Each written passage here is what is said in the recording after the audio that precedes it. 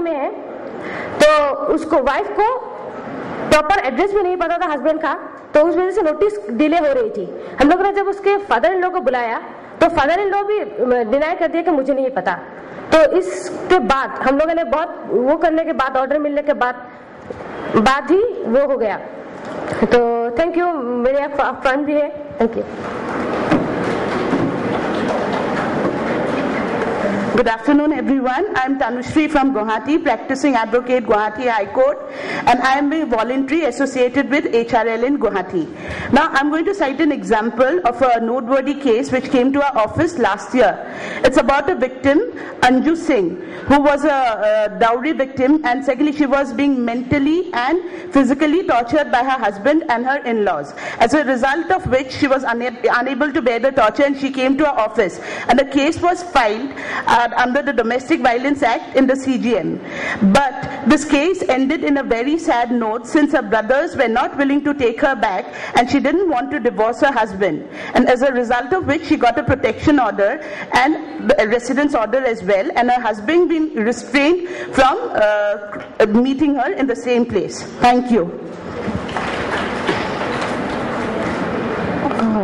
Advocate Yogendra Gupta, Nagaland.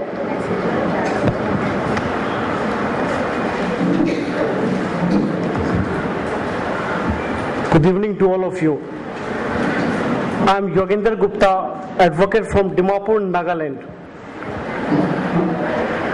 Nagaland is a teeny but a beautiful state of northeast of India. The social setup and the social fabric of Naga society is entirely different in comparison to other states of India.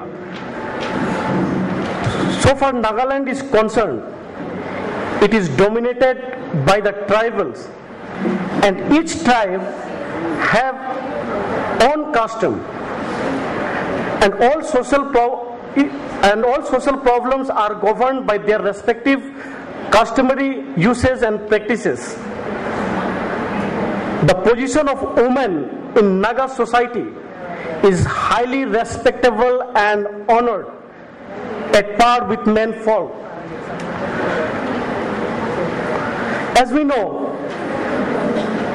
the main factor which is responsible for the domestic violence is dowry, and the system of dowry is not prevalent in Nagaland.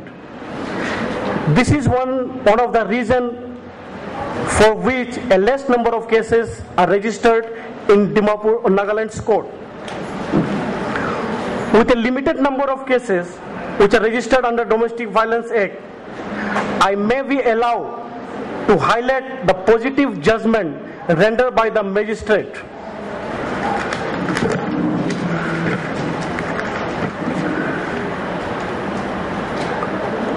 In reference to CR number 17 of 2008, filed in the magistrate court by Sanchita Sen, resident of Dimapur, against her husband Partho Sen, who is a resident of Tura in the state of Meghalaya. In this petition, I'm so sorry.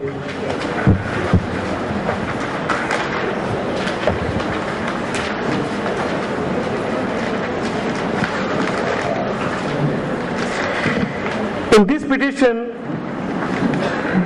the applicant files the instant application praying before the Honorable Court to take cognizance of the complainant, and on being prima facie satisfied that domestic violence has taken place, may pass the following reliefs.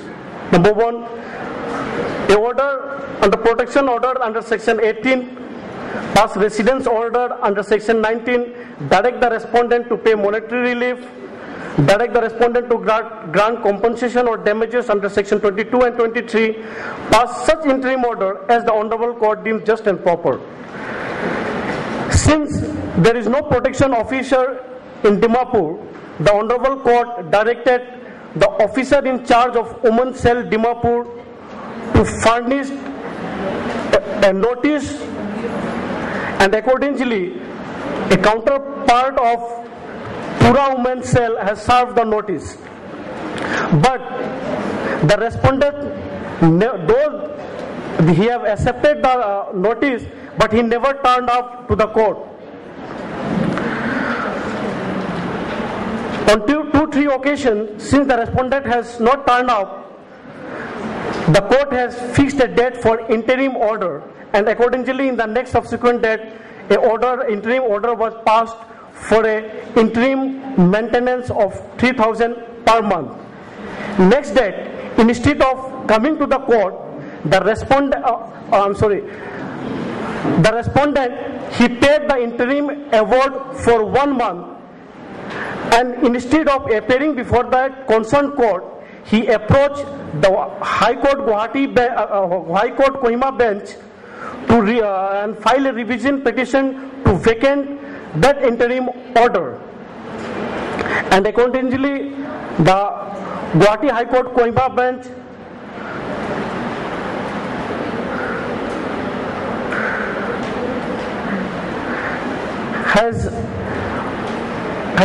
has not maintained his revision petition on the ground that since he has accepted the interim award and paid 1 month and subsequently he is not paying, that means he has executed the order.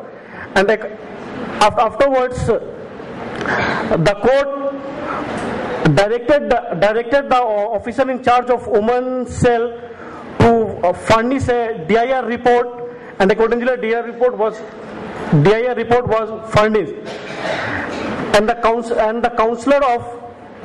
list of counselor was appointed from the place where the respondent resides, with the direction that an amicable settlement may be made out between the parties. Though the counselor has tried their best to settle the matter amicably, but the respondent has not listened what the counselor wants to amicably settle the matter, and rather he was contesting the case. The parties, they have outside of the case, they settled the matter, and accordingly he paid the 5 lakhs as a compensation amount, and he returned all the ornaments and street done and the cost of all the furniture which was given to the respondent while on their wedding day. In this way, mostly the cases, instead of getting the judgment from the court, they settle the matter outside.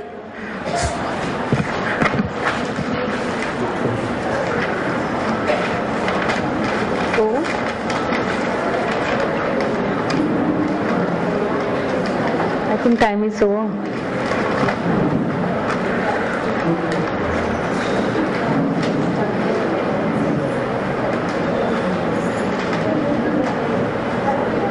But you can find out and discuss it. I will take 2 minutes only. The one important judgment which came out in another case, in CR 32 of 09, Tapan Bhattacharya versus Sangeeta Bhattacharya. The same case was filed under section 12 of the PWDVA. But instead of contesting the case, the respondent, he filed a revision petition under the session court, and in this petition, the husband challenged the application filed by his wife under the PWDVA 2005 on the ground that such an application could not be filed directly before a magistrate without first approaching the protection officer and recording a domestic incident report. The court dismissed his contention by reflecting a case decided by High Court Uttar Pradesh in Milan Kumar Singh and others. The court dismissed his petition on the ground that the provision of the Act were not accurately interpreted by the husband. It held that as the PWDVA is a social legislation, its purpose is to help the aggrieved person and not to impose strict procedural requirement. The court held that a plain reading of section 12 shows that the aggrieved person can file complaint directly to the magistrate concerned. The court referring to the word used in section 12 stated that it is her choice that instead of directly approaching the magistrate, she can approach the protection officer, and in case of emergency, the service provider. There is no harm in directly approaching the magistrate for taking cognizance in the matter. This is the two important case which I have found under the DPA Act, which I would like to discuss with you all. Thank you very much. Advocate Akhil Lothar. Advocate Suman Bhattacharya from West Bengal.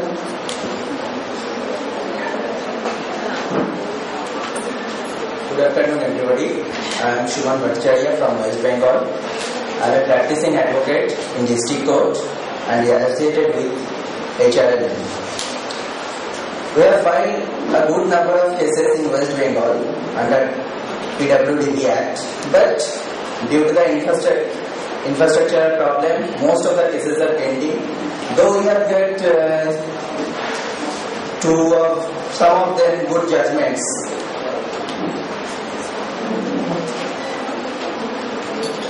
One of these judgments is a case under section 18 and 19 and 20 of the PWDB Act. In this case, both the petitioner and her husband was HIV positive. After demise of the husband, the brother-in-law of the petitioner threw out her from her residence and grabbed all the businesses and properties. We filed this case against the brother-in-law of the petitioner, and in this case we get a good judgment.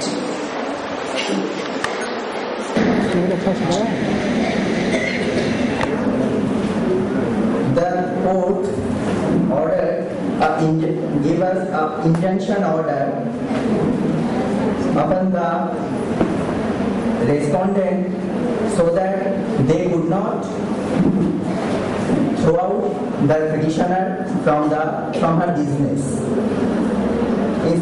In spite of that, with this we got 25,000 rupees monetary order and 50,000 as compensation for medical expenses.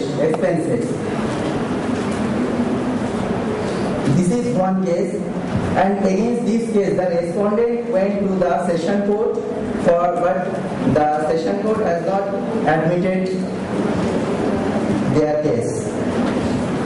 This is a good one we found, and another is